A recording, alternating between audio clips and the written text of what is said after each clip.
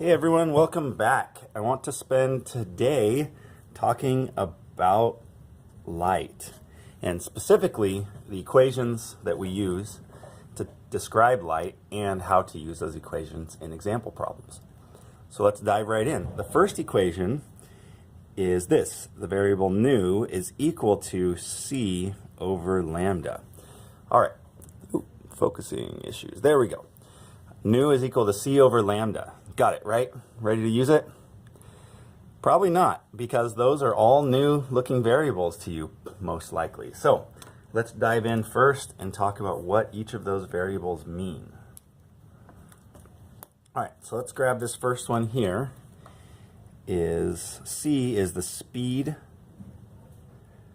of light. And you can talk about the speed of light in great detail in different substances, etc.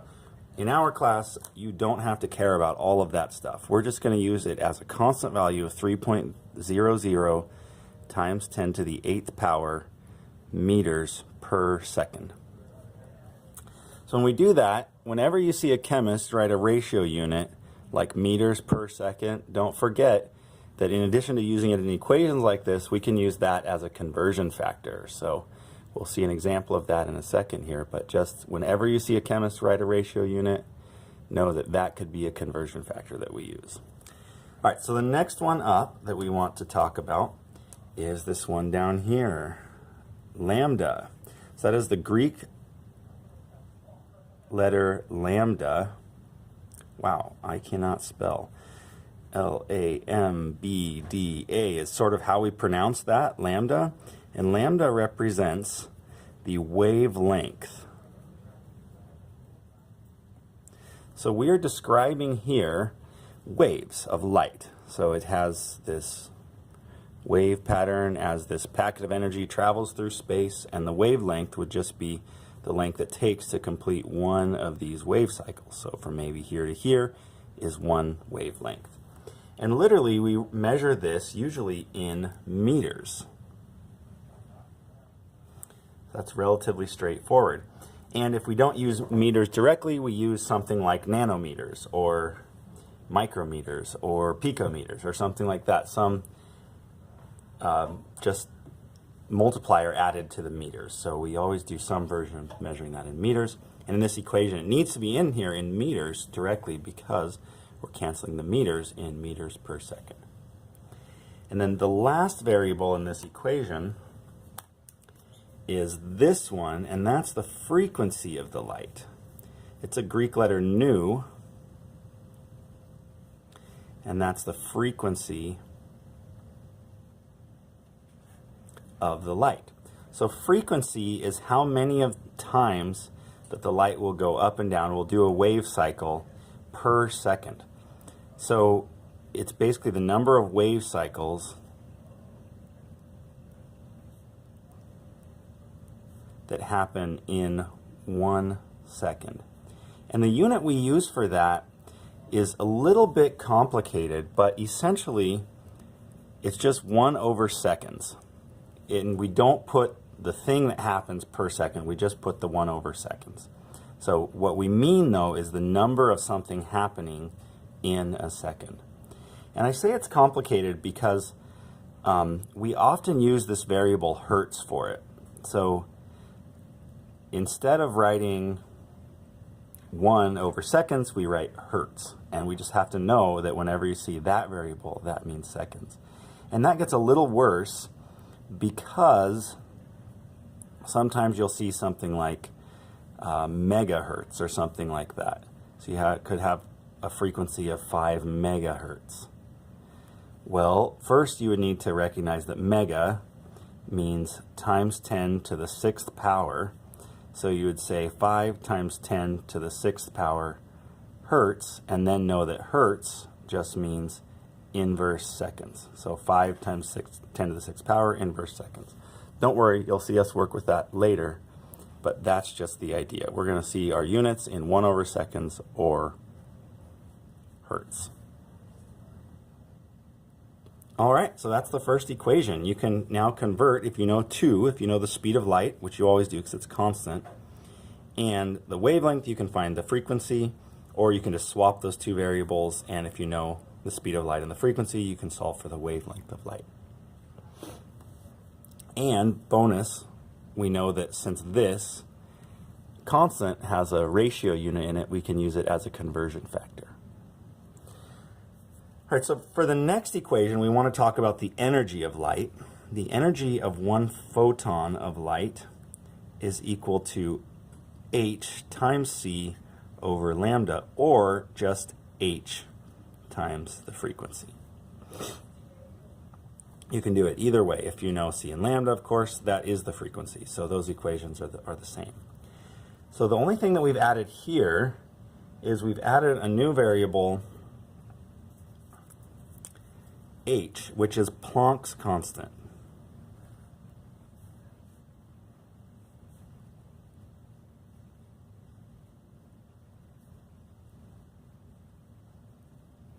Planck's constant, h, is equal to 6.626 times 10 to the negative 34 power joules times seconds. So that's it, 6.626 times 10 to the negative 34 power joules times seconds. So you can see that you would get out an energy unit if you multiplied the joules times seconds unit here times the frequency unit, which is inverse seconds here. The seconds would cancel and you would get energy out. And same thing if you did c over lambda. So that's it. Those are the equations we need to work with light. Notice something missing in all of these equations is mass. There's no mass in any equation to do with light, because light does not have its own mass. You can't weigh a particle of light. It doesn't have any mass. We call that rest mass. You can't set it on a balance and weigh it in any way, shape, or form. If you want to talk to a physicist about relativity and its energy being relative to mass, you can do that, but we don't care about mass in any of our light equations. All right, so let's dive into our first problem here. The problem states that the nearest star to our sun is Proxima Centauri at a distance of 4.3 light years from the sun. A light year is the distance light travels in 1 year, which is 365 days. How far away in kilometers is Proxima Centauri from the sun? So let's just write down our basic information that we're starting with here.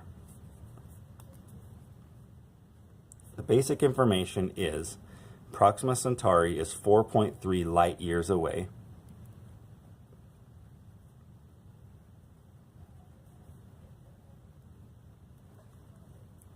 That's the distance light would travel in 1 year. So it takes light 4.3 years to get there. And then what we want to get out in the end, let me actually adjust this paper a little bit.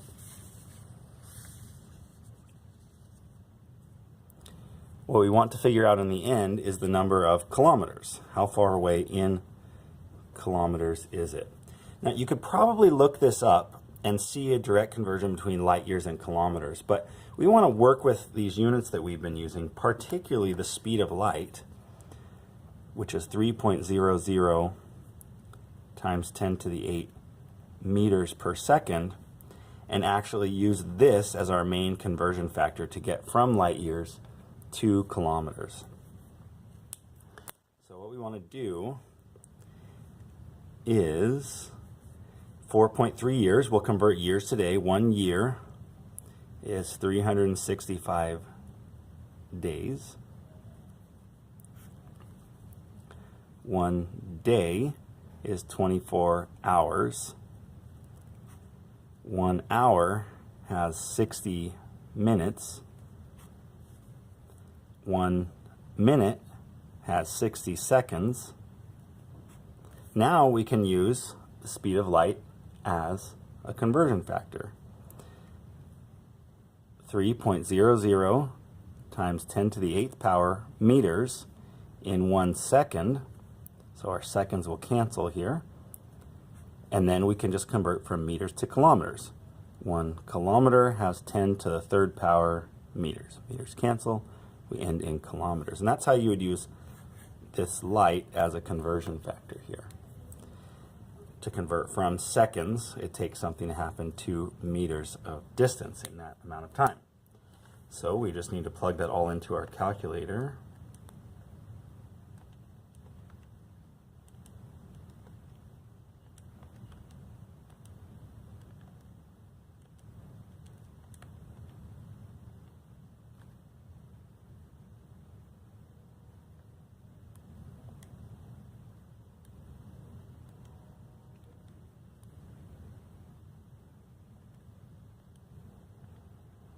And we get our final answer of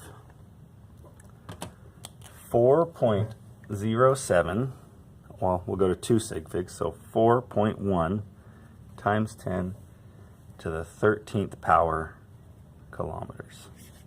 So that's a long ways away.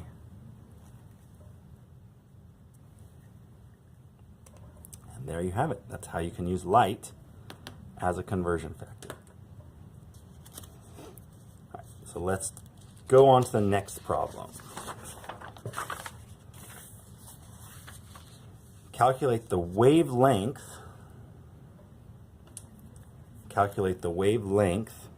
of the following frequency of electromagnetic radiation. So this is a frequency, and now we see that problem. It's in megahertz. So what equation are we going to use? We've got basically just these two equations for light. And we're not talking about the energy of this light at all. So we must be using this one. And we just want to know the frequency. So our equation is, just to copy it over, the frequency of light is equal to the speed of light divided by the wavelength of light. And we know the wavelength, we know the frequency, and we're trying to solve for the wavelength. So we'll rearrange this equation to get wavelength is equal to c over frequency, and then all we have to do is plug in our values, right? Well, almost. We first need to make sure that the units are going to work out, right? Because if we plug in the speed of light in meters per second and then the frequency in hertz or in megahertz, then that won't directly cancel. So there's just that one thing we need to do first is check our units. So again, the speed of light is always 3.00 times 10 to the 8th meters per second. The frequency in this case is 100.2 megahertz. And so this is actually can be really simple for us. We don't need to do too much work here. We just need to insert that multiplier. So that multiplier is times 10 to the 6th power is mega. So 100.2 times 10 to the 6th power hertz. And remember, hertz is the same thing as saying inverse seconds. So now we can actually plug that in and the units will cancel. So we'll go up to the top. 3.00 times 10 to the 8th meters per second divided by 100.2 times 10 to the 6th inverse seconds, which we can write that way, or 1 over seconds, so that you can see in the same format that the seconds will cancel. And then plug that into our calculator.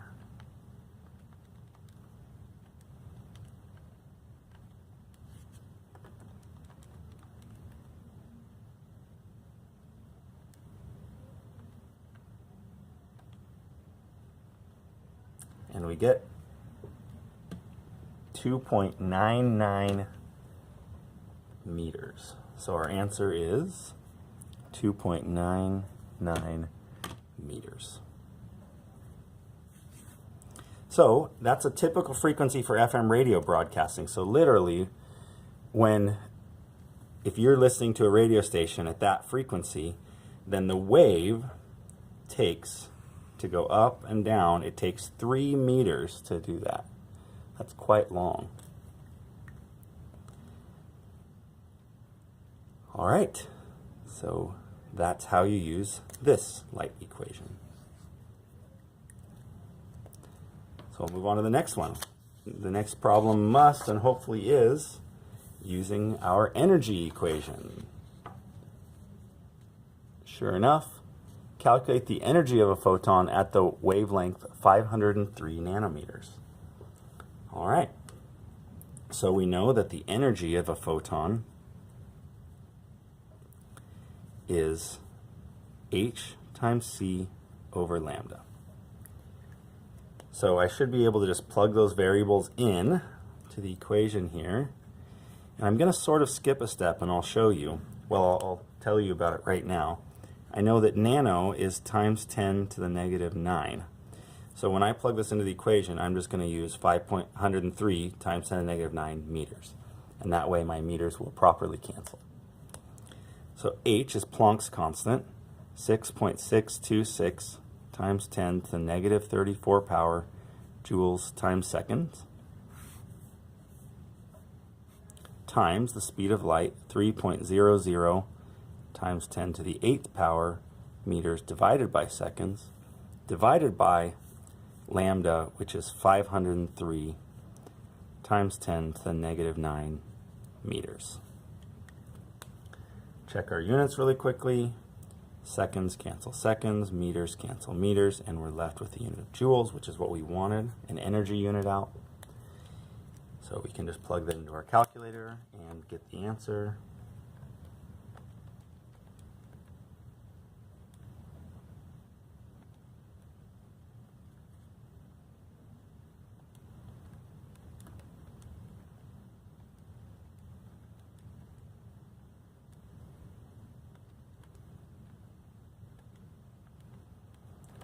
Which is 3.95 times 10 to the negative 19. 3.95 times 10 to the negative 19 joules is the answer to this problem. And one last bonus topic is that we calculated the energy of a photon, of one photon. So you can now use this ratio, say that's the energy, 3.95 times 10 to the negative 19 joules is equal to one photon at the wavelength of 503 nanometers. So if you needed to use a ratio to calculate how many photons would be contained in a certain amount of energy, you could use this ratio at that, as long as you're at that wavelength. So a lot of times that's what we'll end up doing, is calculating the energy of one photon and then using that ratio to calculate how many photons are in something. So that's a topic for a different day, though. Thanks for hanging with me.